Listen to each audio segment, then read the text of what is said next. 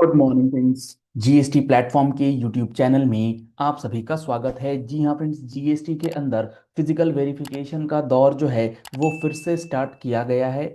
और अब आपका जीएसटी रजिस्ट्रेशन मिलने के बाद आपके प्रीमाइसेस का फिजिकल वेरिफिकेशन जो है वो प्रॉपर ऑफिसर्स कर रहे हैं। तो आपको कौन कौन से डॉक्यूमेंट्स तैयार रखने हैं ताकि जब फिजिकल वेरिफिकेशन हो तो उसके अंदर आपको कोई परेशानी ना आए। मैं सीए मनीष अग्रवाल आज आपके साथ डिस्कस करने वाला हूँ सारे प्रोविजंस।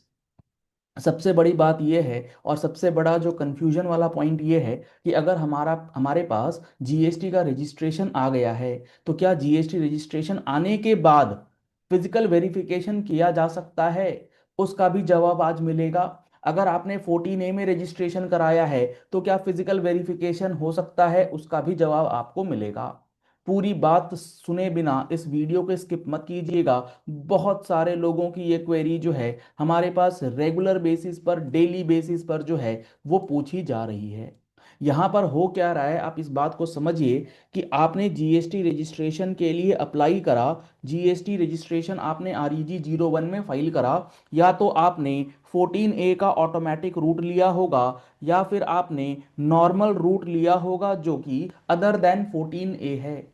14A के अंदर तो GST portal automatic system based registration certificate आपको दे देता है with in a period of 3 days.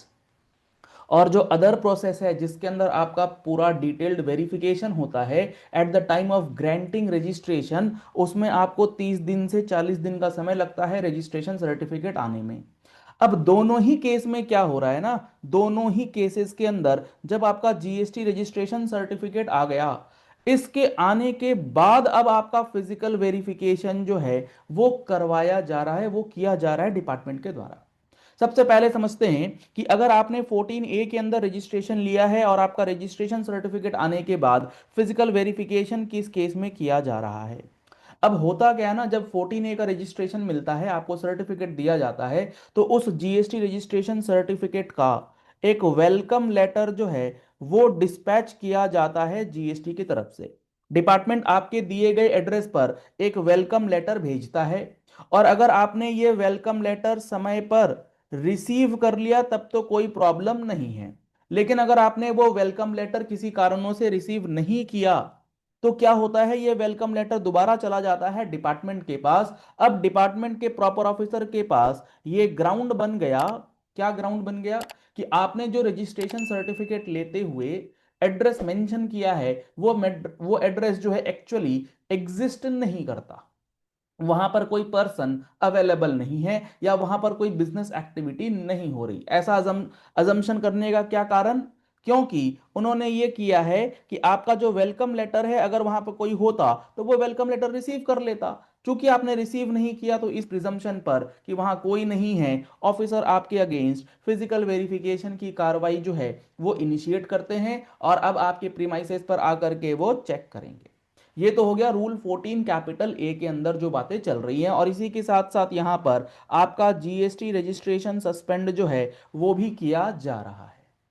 अब अगर चलो सर हमने 14A में लिया तो चलो बात समझ में आई, वेलकम लेटर ये है वो फलाना ढिमकाना। लेकिन अगर हम लोगों ने 14A का रजिस्ट्रेशन नहीं लिया है, हम लोगों ने नॉर्मल रजिस्ट्रेशन लिया है जिसके अंदर हमारा आधार ऑथेंटिकेशन हो रखा है, जिसके अंदर हम लोगों ने डॉक्यूमेंट्स जो हैं वो प्रोवाइड करे थे at the time of biometric authentication, सारा कुछ हम लोगों ने करा है।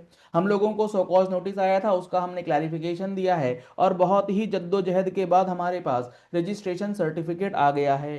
तो क्या रजिस्ट्रेशन सर्टिफिकेट आने के बाद पहले तो ये बताइए कि ऐसा कोई प्रोविजन है भी कि रजिस्ट्रेशन मिल जाए उसके बाद भी प्रॉपर ऑफिसर जो है वेरिफिकेशन कर सकता है फिजिकली? तो आपको मैं बता दूं, इसके लिए बकायदा रूल जो है गवर्नमेंट ने ऑलरेडी नोटिफाई कर रखा है।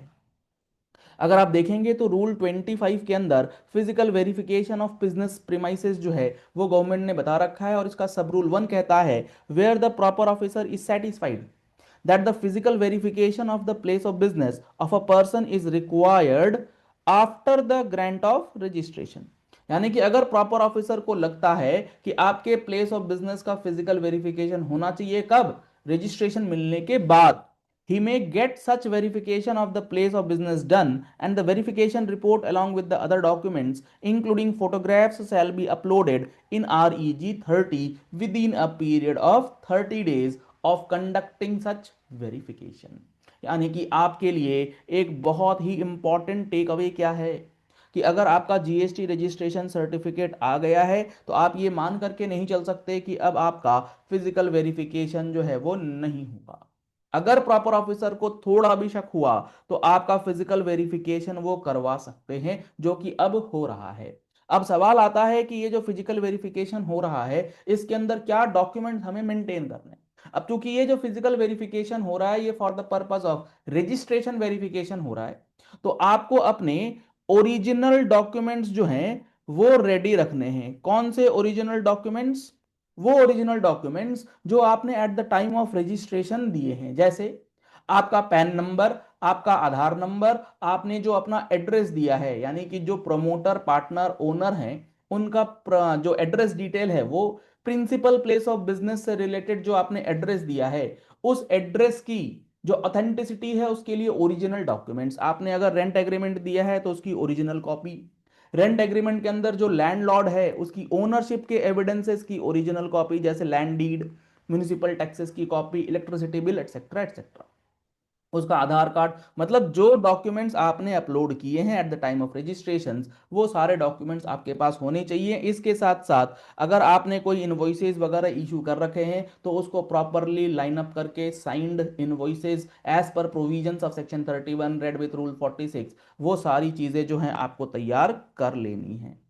तो फिजिकल वेरिफिकेशन का ये जो है ये इंपॉर्टेंट स्टेप प्रॉपर ऑफिसर्स अब ले रहे हैं ताकि आपके एग्जिस्टेंस को वेरीफाई किया जाए। ये सारी बातें चाहे वो आपका रूल 14A हो, 14A के अलावे जो अदर प्रोविजंस हैं किस तरीके से रजिस्ट्रेशन मिलता है, ये रूल 25 के अंदर क्या बातें लिखी हैं, और भी अदर प्रोविजंस ऑफ जीएसटी के अंदर अगर आप महारथी बनना चाहते हैं तो हमारा महारथी बैच 2026 जो है वो रनिंग में है। बिल्कुल लाइव एंड फ्रेश बैच है, आप इसे ज्वाइन कर सकते हैं जिसके अंदर आपको 200 आवर्स की क्लासेस जो है वो मिल रही हैं with live sessions as well as recorded sessions. इस पर अभी अनाउंस किया गया है रामनवमी का ऑफर, तो आप जल्द से जल्द इस रामनवमी के डिस्काउंटेड ऑफर में इस 200 घंटे की क्लासेस को एनरोल करा लीजिए। इसके अंदर आपको एक एक सेक्शन, एक एक रूल जो है जीएसटी के अंदर बहुत ही डिटेल में विद प्रैक्टिकल एग्जांपल्स जो है एक्सप्लेन किया गया है। आप हमारी टीम से कांटेक्ट कर सकते हैं 9693601228, उस पे भी आपको डिटेल्स मिल जाएंगी, या फिर आप हमारा मोबाइल एप्लीकेशन